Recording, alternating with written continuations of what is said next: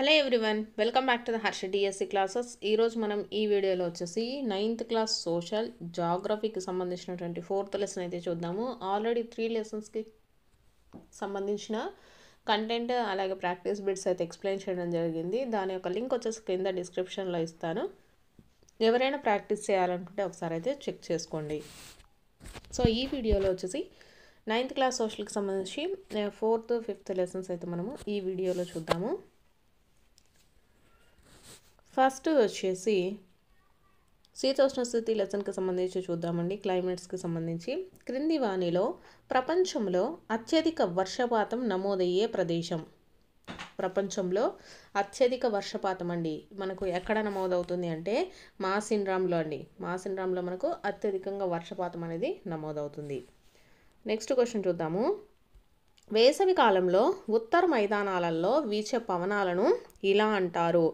వేసవి కాలంలో ఉత్తర మైదానాలలో వీచే పవనాలను ఏమని పిలుస్తారు అంటే లూ అనేసి పిలుస్తారండి. వాటి యొక్క పవనాల పేరు ఏంటంటే లూ అనమాట. నెక్స్ట్, వాయువ్య భారతదేశ భాగంలో చలికాలంలో ఈ క్రింది వానిలో ఏది వర్షపాతానికి కారణమవుతుంది అనేసి ఇచ్చారండి. సో వేటి వలన మనకు వర్షపాతం అనేది వస్తుందంటే పశ్చిమ విక్షోభాలు వాయువ్య భారతదేశ భాగంలో చలికాలంలో వర్షపాతానికి గల కారణం ఏవి అంటే పశ్చిమ విక్షోభాలు. నెక్స్ట్ బిట్ చూద్దాము. ఋతుపవనాలు భారతదేశంలో దాదాపుగా ఈ సమయంలో ప్రవేశిస్తాయి అనేసి ఇచ్చారండి. మనకు భారతదేశంలో ఋతుపవనాలు వచ్చేసి ఎప్పుడు ప్రారంభమవుతాయంటే జూన్ మొదటి వారంలో అండి. జూన్ ప్రారంభంలో మనకు ఋతుపవనాలు అనేటివి స్టార్ట్ అవుతాయి. నెక్స్ట్ బిట్ చూద్దాము. క్రింది వానిలో ఏది భారతదేశంలో చలికాల లక్షణంగా ఉంటుంది అనేసి వచ్చారండి. భారతదేశంలో చలికాలం వచ్చేసి ఎలా ఉంటుందంటే ఉదయం వచ్చేసి వెచ్చని పగలు మరియు చల్లని రాత్రులను కలిగి ఉంటుంది. భారతదేశంలో చలికాల లక్షణం ఎలా ఉంటుంది? వెచ్చని పగలు అలాగే చల్లని రాత్రులు ఉంటాయి. నెక్స్ట్ బిట్ చూద్దాము. భారతదేశంలోని ఏ ప్రదేశాలలో పగలు మరియు రాత్రి ఉష్ణోగ్రతల మధ్య చాలా తక్కువ వ్యత్యాసం ఉంటుంది అనేసి ఇచ్చారండి. సో ఎక్కడ అంటే తిరువనంతపురం దగ్గర అండి. తిరువనంతపురంలో వచ్చేసి మనకు పగలుకు రాత్రికి ఉష్ణోగ్రతల మధ్య చాలా తక్కువ వ్యత్యాసం ఉంటుంది. అంటే మరీ అంత చల్లగా ఉండదు, మరీ అంత వేడిగా అని అయితే ఉండదండి. రెండు వచ్చేసి చాలా తక్కువగా అయితే ఉంటుంది. అంటే మనకు వేడికి అలాగే పగలు చూసుకున్నట్లయితే పగలు ఉష్ణోగ్రతకు కానీ రాత్రికి కానీ ఎక్కువ చల్లబడటం కానీ ఎక్కువ వేడి కాకుండా రెండు వచ్చేసి చాలా తక్కువ వ్యత్యాసంలోనే ఉంటాయి. సో ఎక్కడ అంటే తిరువనంతపురంలో అండి. నెక్స్ట్ వచ్చేసి కల్ బైసాఖి దీనితో అనుబంధించబడింది అనేసి వచ్చారండి. కల్ బైసాఖి మనకు వచ్చేసి పశ్చిమ బెంగాల్ అండి.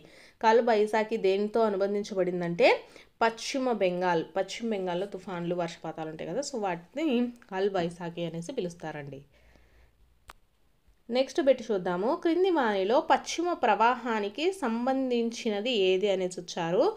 పశ్చిమ ప్రవాహం అంటే మనకు పశ్చిమానికి సంబంధించినటువంటి గాలులు అయితే వీస్తూ ఉంటాయి కదా, సో దానికి సంబంధించింది ఏది అంటే జెట్ స్ట్రీమ్స్ అండి. జెట్ స్ట్రీమ్స్ క్రింది వానిలో పశ్చిమ ప్రవాహానికి సంబంధించినవి ఏవి అంటే జెట్ స్ట్రీమ్స్. నెక్స్ట్ బిట్, ఋతుపవనాలు అనే పదము ఎక్కడి నుంచి వచ్చింది అనేసి వచ్చారండి. ఋతుపవనాలు వచ్చేసి మనకు ఇదొక అరబిక్ పదం అండి. ఋతుపవనాలు అనేది మనకు ఒక అరబిక్ పదం. నెక్స్ట్ అలాగే ఈ లెసన్కి సంబంధించినటువంటి మరికొన్ని ఇంపార్టెంట్ బిట్స్ కూడా చూద్దాము. మాన్సూన్ అనేటటువంటిది మనకు అరబిక్ పదం అండి. అరబిక్ పదమైన మౌసం నుంచి ఉద్భవించింది. దీని అర్థం వచ్చేసి ఋతువు అండి. మాన్సూన్ అనే పదం వచ్చేసి ఇదొక అరబిక్ పదమైనటువంటి మౌసం నుండి ఉద్భవించింది. అలాగే ఇక్కడ మాన్సూన్ అంటే అర్థం ఏంటంటే ఋతువు అనేసి అర్థము. నెక్స్ట్, మాన్సూన్ అనేది ఒక సంవత్సర కాలంలో కాలానుగుణంగా గాలి దిశ మారటాన్ని సూచిస్తుందండి. మాన్సూన్ అనేది దేన్ని సూచిస్తుంది? గాలి యొక్క దిశ మారటాన్ని సూచిస్తుంది. నెక్స్ట్, భారతదేశ శీతోష్ణ స్థితిని వచ్చేసి ఋతుపవన శీతోష్ణ స్థితి రకంగా అభివర్ణిస్తారు. మనకు క్వశ్చన్స్ ఎలా అడుగుతారు? భారతదేశ శీతోష్ణ స్థితిని ఏ రకమైన శీతోష్ణ స్థితిగా అభివర్ణిస్తారు అనేసి ఇవ్వవచ్చు. సో ఏ రకంగా అండి? ఋతుపవన శీతోష్ణ స్థితిగా అభివర్ణిస్తారు. నెక్స్ట్ చూద్దాము. ఏదైనా ఒక ప్రదేశం యొక్క శీతోష్ణ స్థితిని ప్రభావితం చేసే ప్రధాన కారకాలు ఎన్ని అంటే 6 కారకాలు ఉంటాయండి. అవి ఏంటి అంటే అక్షాంశము, ఎత్తు, పీడనము మరియు పవన వ్యవస్థ, సముద్రం నుంచి దూరము, అలాగే సముద్ర ప్రవాహాలు, నైసర్గిక స్వరూపాలు, ఇవన్నీ కూడా ఒక ప్రదేశం యొక్క శీతోష్ణ స్థితిని ప్రభావితం చేస్తాయండి. మనకు క్వశ్చన్స్ ఎలా వస్తాయి? మనకు ఒక ప్రదేశం యొక్క శీతోష్ణ స్థితిని ప్రభావం చేసేటటువంటి కారకాలు ఎన్ని అంటే 6 కారకాలండి. అవి ఏవి అంటే అక్షాంశము, ఎత్తు, పీడనము మరియు పవన వ్యవస్థ, సముద్రం నుంచి దూరము, సముద్ర ప్రవాహాలు, నైసర్గిక రూపాలు, ఇవన్నీ కూడా మనకు ప్రభావితం చేస్తాయి అన్నమాట శీతోష్ణ స్థితిని. నెక్స్ట్ చూద్దాము. నెక్స్ట్ వచ్చేసి కొరియాలసిస్ ప్రభావం అండి. అంటే భూమి భ్రమణం వలన ఏర్పడే ఒక స్పష్టమైన శక్తి. కొరియాలసిస్ శక్తి ఉత్తర అర్ధగోళంలో పవనాలను కుడివైపు దిశను మార్చడానికి మరియు దక్షిణార్ధగోళంలో ఎడమవైపు దిశను మార్చడానికి కారణమవుతుందన్నమాట ఈ కొరియాలసిస్ ప్రభావము. సో దీన్ని ఏమని పిలుస్తారు? ఫెర్రల్స్ లా అని కూడా పిలుస్తారండి. కొరియాలిస్ ప్రభావం అంటే ఏంటంటే భూభ్రమణం వలన ఏర్పడేటటువంటి ఒక స్పష్టమైన శక్తి. ఈ కొరియాలసిస్ శక్తి మనకి ఏం చేస్తుందంటే ఉత్తరార్ధగోళంలో పవనాలను వచ్చేసి కుడివైపు దిశను మార్చడానికి, అలాగే దక్షిణార్ధగోళంలో ఎడమవైపు దిశను మార్చడానికి కారణమైతే అవుతుంది. ఈ కొరియాలసిస్ ప్రభావాన్ని ఇంకా ఏమని పిలుస్తారంటే ఫెర్రల్స్ లా అని కూడా అంటారండి. సో నెక్స్ట్ చూసుకున్నట్లయితే భూమిపై అత్యంత తేమతో కూడిన ప్రదేశం వచ్చి మాసిన్రామ్ అండి. భూమిపైన అత్యంత తేమతో కూడిన ప్రదేశం ఏది? మాసిన్రామ్. దాన్ని స్టాల్గ్మైట్ అంటే గుహ నేల భాగం నుండి పైకి పెరిగే సున్నపురాయి మరియు స్టాల్కెట్ అంటే గుహ పై కప్పు భాగం నుంచి క్రిందకు పెరిగేటటువంటి సున్నపురాయి, అలాగే సున్నపురాతి గుహలకు కూడా ప్రసిద్ధి చెందింది ఏది అంటే ఈ మాసిన్రామ్ ప్రదేశం అండి. ఇది చూసుకున్నట్లయితే మనకు స్టాల్గ్మైట్ అంటే గుహకు సంబంధించి నేల భాగం నుండి పైకి పెరిగే సున్నపురాయి అండి. అలాగే స్టాలకైట్ అంటే గుహ యొక్క పైకప్పు భాగం నుంచి క్రిందకు పెరిగేటటువంటి సున్నపురాయి అనేసి అర్థం అండి. సో నెక్స్ట్ ఇంకొక లెసన్కి సంబంధించినటువంటి ప్రాక్టీస్ బిట్స్ చూద్దాము. అవి వచ్చేసి 5th లెసన్ అండి, సహజ వృక్ష సంపద వన్యప్రాణులకు సంబంధించి. ఫస్ట్ క్వశ్చన్, రబ్బరు కింది వృక్ష సంపద రకాలలో దేనికి సంబంధించింది అనేసి వచ్చారు. రబ్బరు క్రింది వృక్ష సంపద రకాలలో దేనికి చెందినది అంటే ఉష్ణమండల సతత హరిత అరణ్యాలలో ఇది ఎక్కువగా ఉంటుందండి. So option D. Next bit చూద్దాము. ఇంతకంటే ఎక్కువ వర్షపాతం ఉన్న ప్రాంతాలలో సింకోనా చెట్లు కనిపిస్తాయి.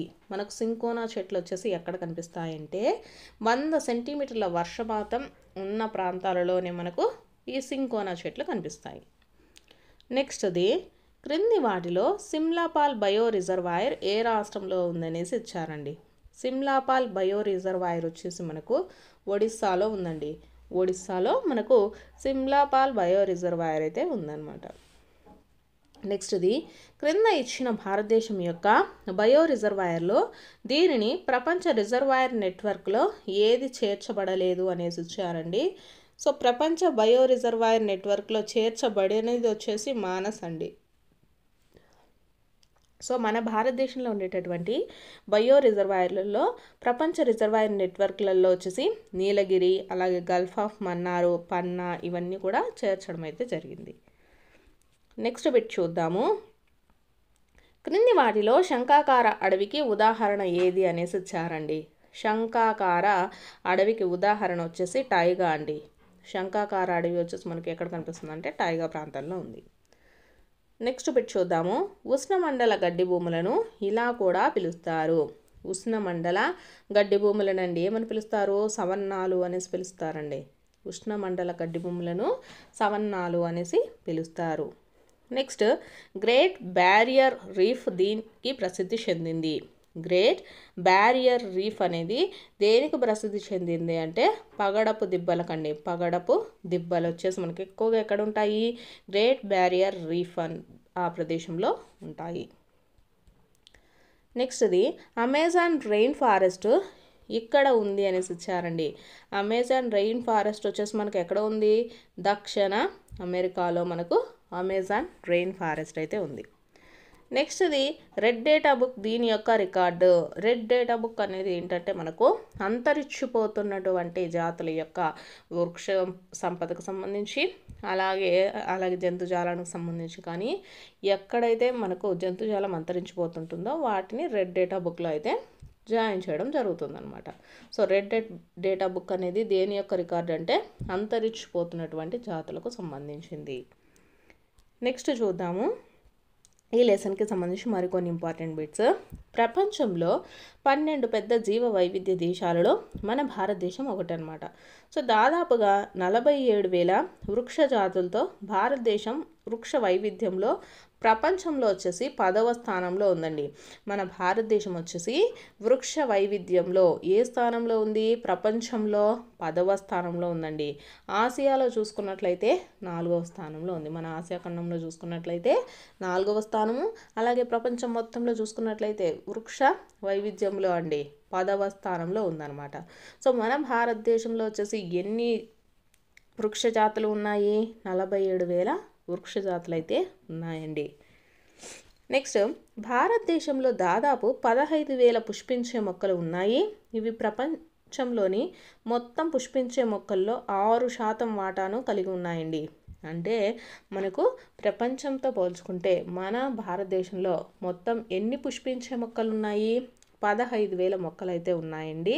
ఇవన్నీ మనము ప్రపంచంతో పోల్చుకున్నట్టయితే 100% ప్రపంచాన్ని పోల్చుకున్నట్టయితే 6% వరకు మన భారతదేశంలోనే ఈ పుష్పించే మొక్కలు ఉన్నాయండి.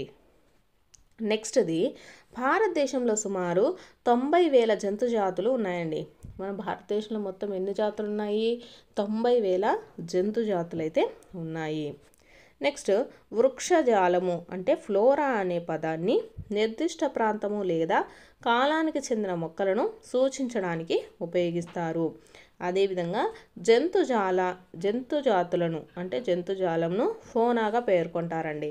వృక్షజాలంని ఫ్లోరా అంటారండి.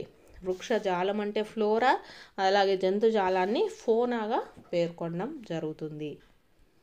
నెక్స్ట్ చూసుకున్నట్లయితే 1972లో వచ్చేసి వన్యప్రాణి సంరక్షణ చట్టం భారతదేశంలో అమలు చేయబడిందండి. వన్యప్రాణి సంరక్షణ చట్టాన్ని ఏ సంవత్సరంలో అమలు చేశారు? 1972. నెక్స్ట్ ప్రపంచంలో పులులు సింహాలు రెండు ఉన్న ఏకైక దేశం ఏదంటే భారతదేశం. అంటే ఒక చోట వచ్చేసి పులులు ఉంటాయి, ఒక చోట సింహాలు ఉంటాయి. కానీ మన భారతదేశంలో వచ్చేసి పులులు సింహాలు రెండు కూడా ఉన్నాయండి. కాబట్టి ప్రపంచంలోనే పులులు సింహాలు రెండు ఉన్న ఏకైక దేశం ఇది భారతదేశం. అలాగే గుజరాత్లోని అడవులు వచ్చేసి భారతీయ సింహాలకు సహజ ఆవాసంగా ఉంది. గుజరాత్లో ఉండేటటువంటి అడవులు వచ్చేసి భారతీయ సింహాలకు సహజ ఆవాసంగా, అంటే మనకు గుజరాత్లోనే ఎక్కువగా ఈ సింహాలు అనేటివి ఎక్కువగా ఉండడం జరుగుతుంది. సో ఇవి వచ్చేసి మనకు 9th క్లాస్ సోషల్కి సంబంధించినటువంటి ప్రాక్టీస్ బిట్స్ అండి. వీడియో చూస్తున్న వాళ్ళు మీకు వీడియో నచ్చినట్లయితే తప్పకుండా లైక్ చేసి సబ్స్క్రైబ్ చేసుకోండి.